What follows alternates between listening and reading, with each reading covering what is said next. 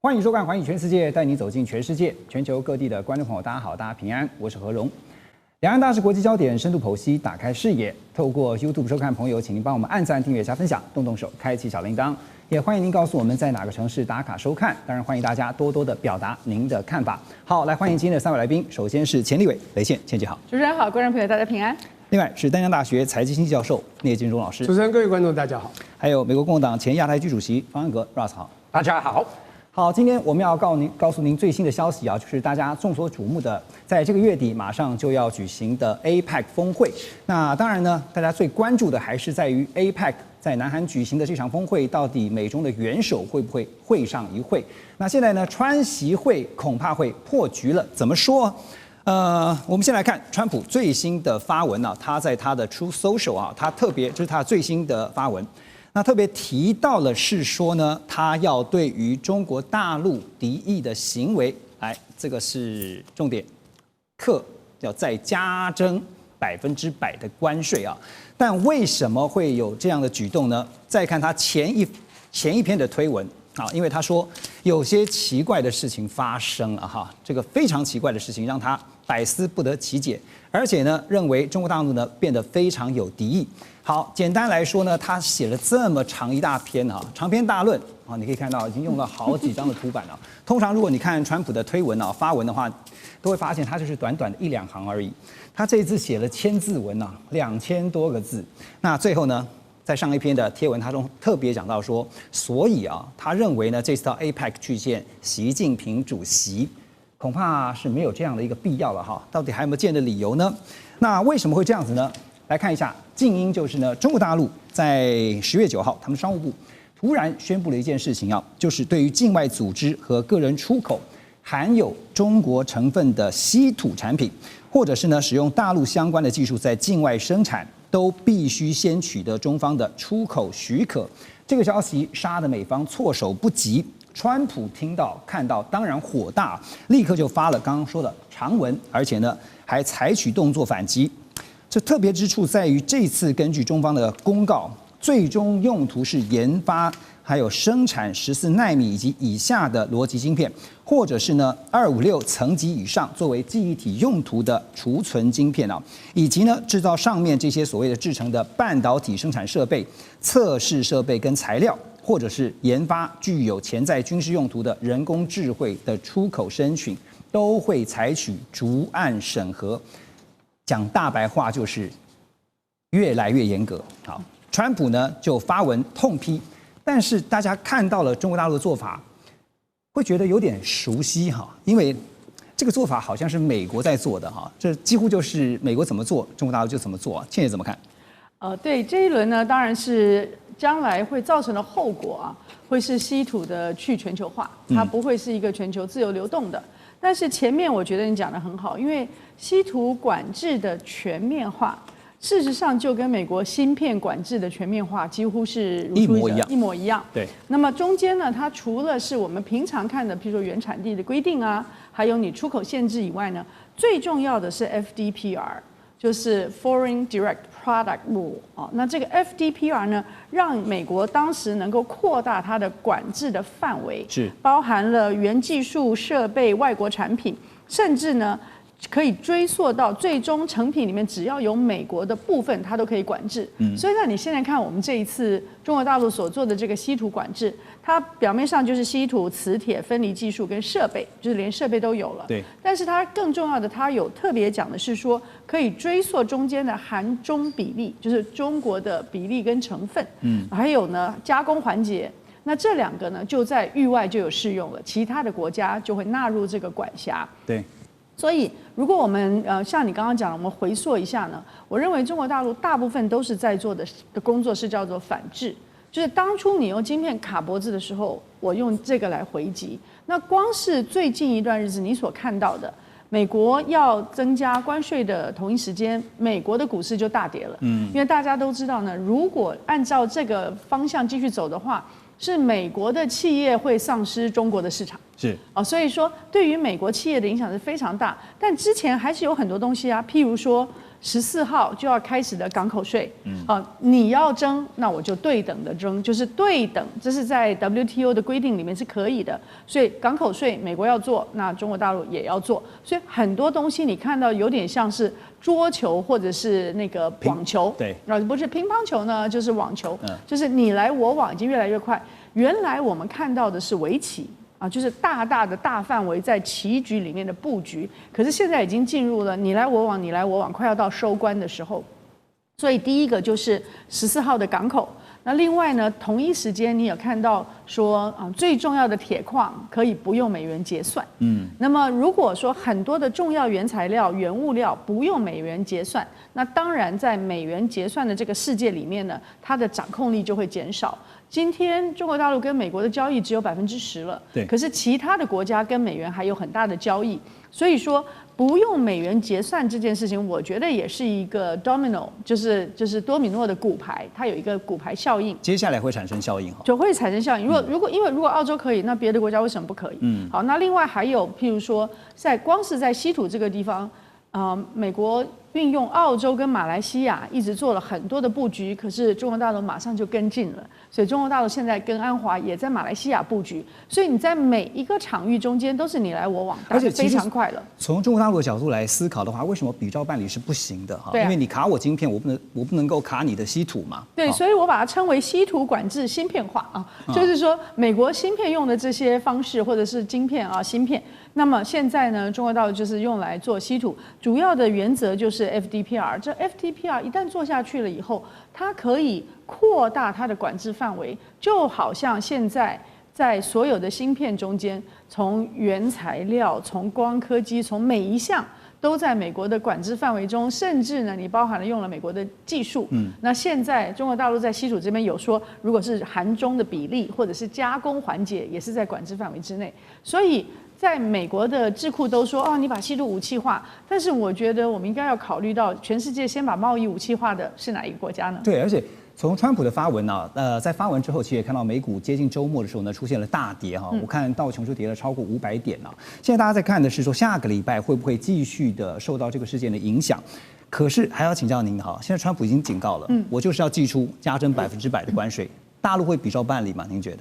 不需要比照办理，因为这世界上的战场非常多。我们今天都还没讲呢，委内瑞拉难道不是一个战场吗？在委内瑞拉被美国全力的卡死的时候，它现有的政权被卡死的时候，委内瑞拉它的石油出口、它的其他大宗物资也是跟中国大陆做了很长的交易，甚至其他的国家未来也有可能用物交易、用 barter 的方式。所以呢，它不需要直接在同一个战场上你来我往。但是你有你的叫做什么过桥梯吧，那我也有我的工具，所以说中国大陆的工具非常非常的多，而且今天我们也看到它的战略的定力非常的大，是有点像是我今天抄了一下是他强任他强，清风拂山岗，他横任他横，明月照大江。你要怎么样去强横的要去主导秩序的时候，我有我其他的战场。在其他的战场上，有你没有办法绕过去的这些现在叫卡脖子的东西，所以不一定要1对1的对应。我再问一下哈，因为这张图哈，其实告诉大家说，不管是在消费性的电子产品、国防，还有包括 EV 就是电动车还有呢医疗相关的产业相关的机器人你可以看到这一行这是告诉大家说，大陆在稀土上面所占的比例这个影响力真的是非常大，所以稀土确实是美国的软肋了。对，尤其是你把它分成前面的开采分离，后面的精炼，对，一直到永磁体的制造，越往后面做，中国大陆的优势就越强，尤其是在永磁的部分。那这个永磁的部分大概应该是有80%左右，包含技术。是。那么，所以你在这些所有的技术在转型的这些比较先进的科技里面呢，当然都会需要，不是需要那个 earth 有些军工产业在提炼的时候是需要那个土，但是也有很多呢是需要你后面的永磁。所以我们现在看到的不是一个单点，而是一个全面的，在未来转型中间的一个关键原材料。这难道不是跟晶片非常像吗？全面的白刃战开始这个白刃就是你捅我，我就捅你但是现在大家关注的就是 APEC，马上在10月底在南韩要举行。川普现在最新的说法哈是说，本来在发文我们看到说，他说应该是没有见面的必要哈。可是呢，最新现在接受访问的时候呢，川普又说没有啦，没有取消川习会哈。你可以看到他变来变去，变，怎么看？的确是变来变去了啊。我觉得重点是他川普最后会不会去参加？你觉得他？因为不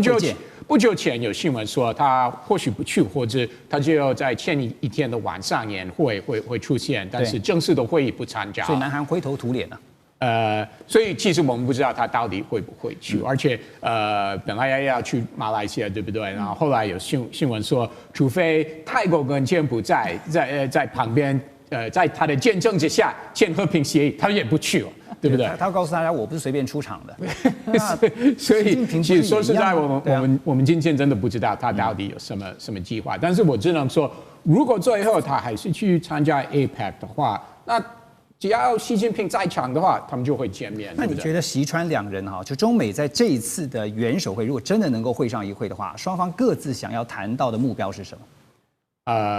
对川普来说，从他今年1月底上来到现在，他看中美关系，他一直以来都是把 focus 焦点放在贸易这方面，先买大豆噻。对，他没有谈到其他的过去议题，比如说台海，他自己没有谈，对不对？香港、西藏、人权这些议题，川普都今年都没有提这些问题，而且国务卿Rubio 也很少提这些议题，偶尔有，但是不像以前那个 Mike Pompeo 当国务卿的时候那么常提到相关议题了。所以川普都是把 focus 在贸易方面。所以如果他跟习近平见面的话，在 APEC 旁边见面的话，那川普只会想谈贸易，其他的议题不管是中东、乌俄战争等等，川普根本不想跟习近平谈这些议题，只想谈贸易。但中方不可能你想谈什么就谈什么。当然，如果见面的话，中方至少除了贸易之外，也会提到台湾，这个大家都知道。那除了台湾以外呢，还有其他的？或许会提到中东，要看到时候情况是如何，这个停火会不会维持了。好。那现在呢，我们看到大陆商务部寄出这个新一轮的稀土管制措施之后，确实真的是杀得美方措手不及啊！你可以看到这个川普真的是气急败坏啊，不然的话不会，你很少看到川普发文发这么长的漏等的吧？其实我觉得他昨天美国时间那么生气的话，是因为他以为全球的 focus 都是在伊哈停火没想到当天中国会先抢新闻，然后抢国际新闻，再加上诺贝尔和平奖没拿到但是他早知道拿到的可能性是不大了。那聂老师我要请教您的就是说，因为大陆股市在周末之前，因为这个稀土管制的政策出炉之后那么对于这个三大稀土巨头就是中国北方稀土的股价看到是上涨9%，盛和资源控股公司是上涨7%，金利永磁呢是超过了12%，所以呢。未来如果在实施了这个严密的稀土管制之后要想的一件事情是说找买家的事情，完全靠内需市场够吗？够了，我跟你讲，这样讲好了。我当然答案这是先讲肯定的，我先讲投资人是聪明的嘛。他们为什么会一下子让中国北方这个盛和资源以及这个这个所谓的金利这个永磁能够涨这么多，而反而这个西方市场这个股票大跌，非常清楚，他们知道。这个不是问题，而且会推动他们稀土的未来更好的愿景。对，我先讲一下，实际上你刚刚讲这非常熟悉，有没有？你要知道，在2019年18到19年13轮的川1.0谈判，美国压着中国的脖子这样子走，中间最严重是在1月到6月有7次谈判都谈不成，到最后他们真的是毛起来了，讲了一些重话。就拜登接去，在川普2.0之后，实际上他要丢关税之前，中国就讲了一个更狠的话，他说：“我知道你要打仗嘛，对不对？不管什么样战争，你货币战什么贸易战，什么战都可以，甚至各式的战争，我们奉陪到底。”记得这句话，这4个字实际上他们隐含的就是说，你要怎么做，我们就 like for like， 以牙还牙。所以你说熟不熟悉？当然熟悉啊！华为清单在2019年不是3波清单吗？对，把你封锁到所有的出口管制全部封锁，还不只是在2018开始打中兴、华为这样而已，就是打到了现在，其实中国就学你这一招嘛，就是以牙还牙，非常清楚嘛好，那我今天要讲就是说。那你要知道这次做的，我觉得它61号和60号公报主要有2件主要的事情。其实稀土的17种原料，它要做的东西太多，像刚才有这个永久磁铁、永磁这个磁铁等等的这些东西，对这个到高阶的科技到军用时要使用的，这才是他们关心的，倒不是一般的这个所谓的这个稀土。我先讲，它这次叫做严管，第二个是主审，这是两个，一个是技术的严管，因为一样的，美国也是在技术上特别严管啊，它并不是说所有东西都锁你啊，成熟制成的晶片它哪要锁你？你看 H20到了中国，算力这个从H100降到28%的。最后中国也做起来了，对不对？就帮你这个黄仁辉的 NVIDIA 都打回去了，有没有？你自己看这个 RNT 这个Pro 6000不是也都打回去？比方中国在成熟制程，甚至再高一点，接近到先进制程，他们自己都做得到，一样的道理。稀土我先讲一下，第二个叫主审，就是它的内容。其实我觉得啊，你看一个人真的要聪明的话，第一个 IQ 要够高嘛，你的 AI 我们讲机器人 AI 这个脑要够好，越好就是越细的奈米精度越小，在越小的地方容越多的，又14奈米以下的东西，它是省这个东西。第二个记忆要好嘛，对不对？你聪明但记忆力不好也不行，所以它的 memory 它的层次要在256以上，就主审严审这个是审这个。那最重要的是这个东西如果用到了军事更可怕，所以为什么你知道终极战争最后可能真的打起来就是比武力是打军事，可是我觉得现在终极战就是稀土和这个所谓的晶片的终极战争。我先拉回到最后一个你问的这个问题，我跟你讲啊，稀土跟晶片一样有高阶低阶，晶片有所谓的先进制程、成熟制程，你知道这里面太多东西了。现在最重要的是全世界的储量哈，这个1.2亿的储量4400万吨在中国，它占37%，产量呢它27万吨，是比美国4万5千吨要多6倍。那重点是它的萃取冶炼这个技术啊，在那10年从徐光宪和他的这个夫人嘛高霞霞研究出来这个所谓的萃取分离技术之后，这个技术啊，就像你黄金要萃取到99.9%，那不是那么容易啊。它的技术已经控制到全球的90%嘛，所以美国怕的是这个，所以它严管是这个东西嘛。那你说它怎么会卖不出去？它成熟一般我们讲低阶的这种民用的，其实大家需要的，它一样这个市场会很大啊，所以股票会涨啊。但是这种高阶的却需要的，我跟你讲是很大到你可能做不出这么多就跟晶片一样啊。台积电全世界强，所以他怎么会担心呢？所以这个答案是肯定的，因此投资人是聪明的。所以这次啊，真的川普也是实际感受到了哈，这西方有句话说以牙还牙，以眼还眼嘛。不过中国也有一句话是以其人之道还治其人之身。休息一下，马上回来。2025全球局势必须关注，中美赛局牵动地缘风险，连带影响台海两岸未来。环宇全世界，关心全世界，权威分析，专业观察，客观立场。每周6日，请您准时锁定，一同关心全球大事的瞬息万变。好，回到环宇全世界，我们继续来看的是，现在大家担心的是，接下来会不会因为这个川普火大不爽了，所以呢？中美的关税大战又要一触即发了。金融时报就引用了美国联邦劳工统计局的最新数据啊，说到8月为止的这6个月之内，像是音响设备的价格上涨14%啊，服装上涨8%，另外硬体跟附属设备涨了5%。那这些产品呢，大部分都是依赖进口的。而全美零售联盟首席经济学者也表示说呢，过去2年来，商业产品通膨率一直都维持在0的上下，但现在开始看到产品通膨升高的趋势。还有一位专家是花旗首席全球经济学者他估计他说呢，美国消费者大约因为这个关税来来回回这个只负担了这个关税30%到40%。那另外的2/3呢是由企业来负担，但是未来几个月恐怕消费者的承担比率要提高到60%了。好，现在这个又来了所以我想说，什么关税大战又要打了因为2.0这个川普2.0以来呢，你可以发现其实呢来来回回，先前的喊话竟然喊到了都超过100%，那现在又来了这个100%又回来了。所以呢，我要问倩姐的是说，如果真的川普就是执意这么做，当然现在我们也知道，他就刚刚讲说变来变去，可能雷声大雨点小。但是万一他真的执意这么做，真的加征了100%，还是不算原先的，那接下来对美国经济的冲击怎么评估？对，因为他如果加征100%，接着要看的是说他会不会再放上一个 hiatus， 就是我们暂停3个月啊、6个月啊，因为别忘了在4月就是要让。从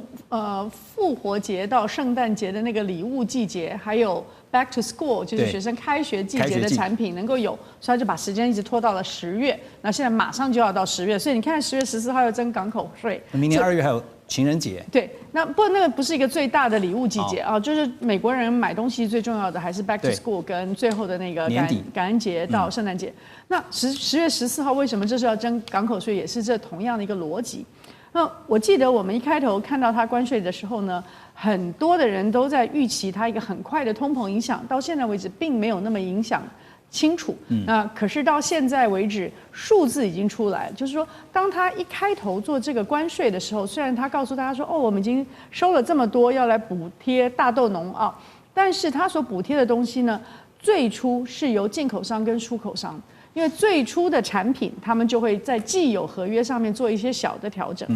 在途的货品，就是还没有到美国的港口的，他们那时候做了很多的调整，也就从原来的计税的标准或者是原来的报价标准中间重新去谈一下，你让多少，我让多少。那么最终的一小部分呢，才从渠道转交给消费者。当时的计算，我记得最初的计算呢是不到30%，甚至有时候算说只有10%到30%是转嫁给消费者的，因为所有的渠道跟进出口商都知道，说我一下的这种这么大的这些提升，光消费者会无法买单，那我反而会有存货的问题。对，你会缩手，对，不敢买。现在所有的人从大概3个月以前，包含了投资银行像高盛啊这些，他们都说好。现在进口商跟出口商都知道说，我们现在这做法已经不行了，甚至他们有些时候不是已经直接在他的这个收据上面就写说这是特殊的加征的钱吗？那美国政府因为很生气，他们就换了一个方式，换一个包装，改了一个名字，但是明白的告诉人家说，这不是我们买卖人要卖给你的，而是政府所加征的这个税的影响。那么现在大致上的人算都是68%到70%会直接转嫁到消费者手上，将近70%，这消费者怎么受得了呢？所以它的那个所有的东西就会变贵了。它的通货膨胀的效果呢，也会很快的提出来。可是它现在的期望可能是用二手车价钱啊，或者是石油，因为在那个 gas pump 并没有那么贵，除了少数几个州，像华盛顿州非常的贵。可是如果你到了纽约、纽泽西，它还是跟以前我在美国念书的时候差没有很多啊。那所以说，他们会期待说有一些东西可以平衡那个整个通膨物价指数的计算，但是你没有办法去 offset 这么庞大的增长，就是说68%到70%是要由消费者负担，也就是说直接转嫁给消费者这件事，这是第一。我觉得第二呢，是还是会有很多的消费者，他会想尽办法用其他的方式来获得他想要的货品。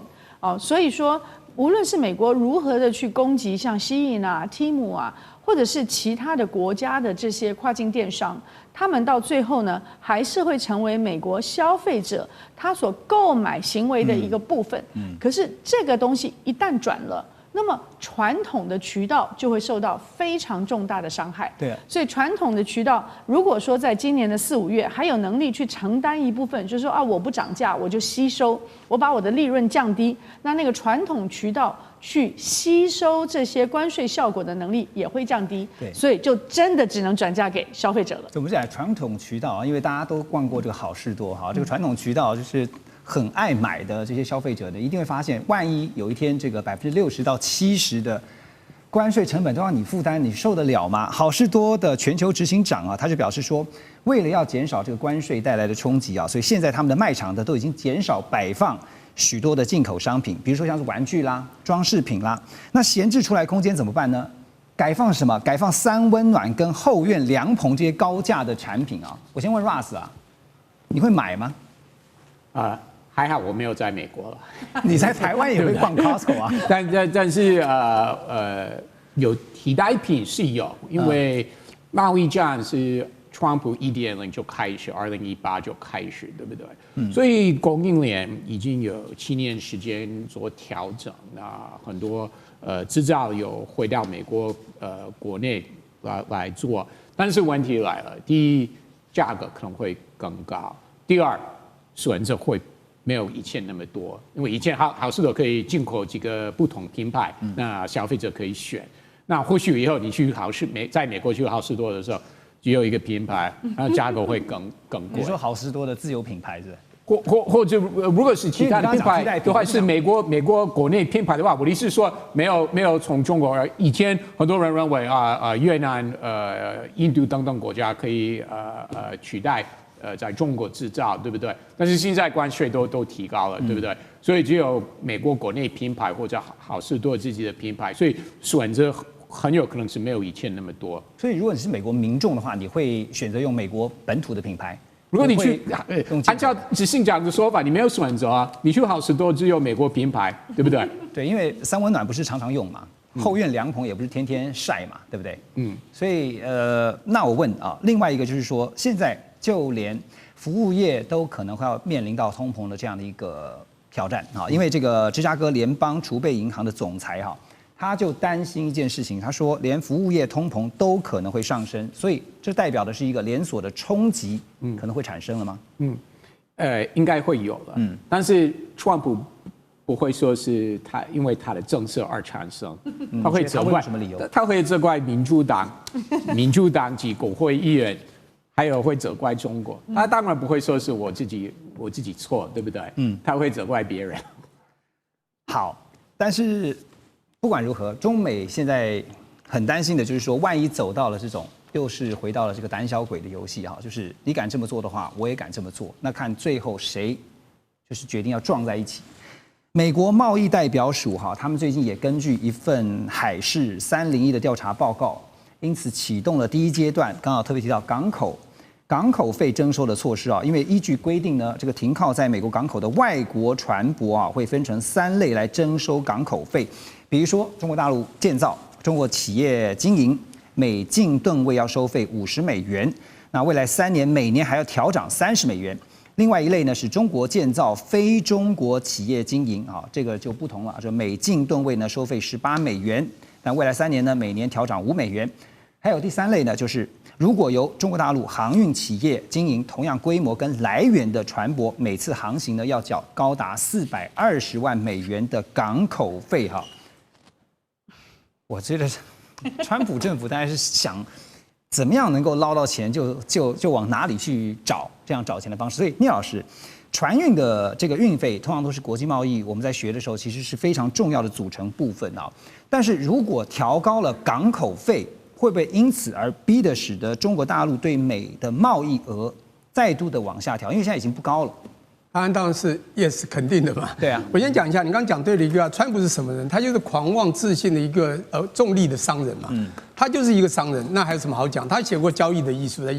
1987年，里面就告诉大家，就是 attack 再 attack， 反正不管怎么吓人家就对了。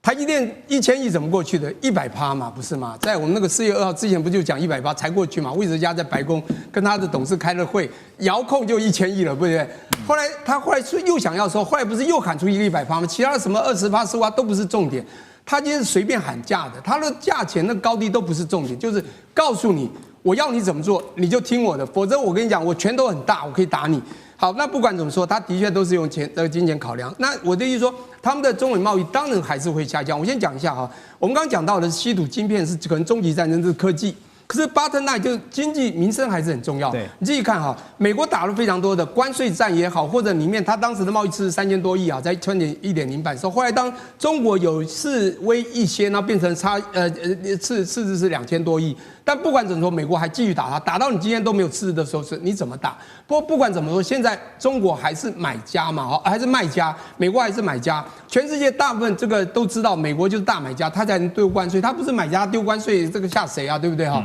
但重点来了，中国也有招式啊！你每次打我关税或打这个，中国就可以做很多啊。现在中国做了一个招，不是在前几阵子做的吗？你大豆你生产全世界31%，我就是为了要跟你友好，这个减少你的赤字，所以向你买，你卖的又比人家巴西贵，我干嘛向你买？因为这我们的互相的这个 reciprocal 嘛，互惠嘛。结果你的护卫跟我护卫不一样，所以我干脆去向巴西买嘛，人家生产38%又比你便宜，而且呢我还可以拉近关系，而且南美洲还有一个国家阿根廷有13%，加起来51%，我就向他们买，就不像你买5个月没有进一颗大豆，你说美国怎么办？所以他的红州哦，这种农民州都是要选川普的人，不是就慌了吗？我觉得现在是一个很奇怪，就是上层就打科技战，现在打经济战，这打到最后呢，当然你说贸易，当然就是两边。我们刚刚讲孤立主义，这个4月5号不是川普在经济学人被有一个画刊说他自己在割一个地图嘛，割这个美国嘛，割到最后他自己孤立不就掉下去了吗？所以我觉得这个东西就是贸易真的会下降。不过我觉得商品下降的冲击是什么？您觉得？我今天讲一下，商品有很多，你说冲击到什么商品吗？是商品贸易额整个下降之后，对美国整体经济。好，那我今天讲，所有的商品有分类的，这有所谓我们学经济学所谓的这个产品的价格弹性嘛。你今天讲说需求产品的价格弹性是，如果它低的话，我跟你讲，买家他一定要自己买单啊。那供给的价格弹性如果高的话，买家也要买单啊。因为我跟你讲，你如果价格弹性高在卖的，我就不生产，你不是吓到了，你就是需要。那你需要的这个弹性很低，你价格再变化，我还是要，我变化不大，我不是需要吗？这种商品它一定要进，这时候它一定会贵。但有些如果它有刚刚讲到一个替代品或诸如此类的，它可能就会比较不需要。那这时候当中国可能就要说要另外找到其他的地方去销售，就像美国现在的大豆可能要找别的地方，比如找台湾诸如此类，以后我们就吃基改大豆等等的就好啦。就这个大豆也会便宜啊，就像豆浆也会便宜，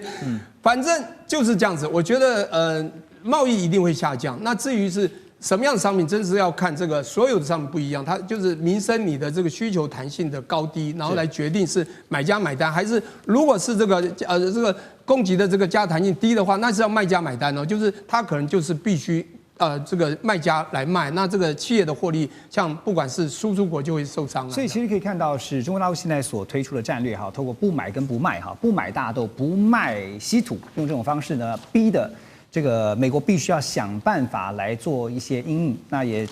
看到一些分析啊，就是在 APEC 之前啊，因为元首会之前呢，毕竟双方都必须要去堆叠他们能够去谈判的筹码。但接下来会不会像刚刚所说的，川普现在又改说，也不排除还是会继续的川习会，我们就等着瞧。马上回来。2025全球局势必须关注，中美赛局牵动地缘风险，连带影响台海两岸未来。环宇全世界，关心全世界，权威分析，专业观察，客观立场。每周6日，请您准时锁定，一同关心全球大事的瞬息万变。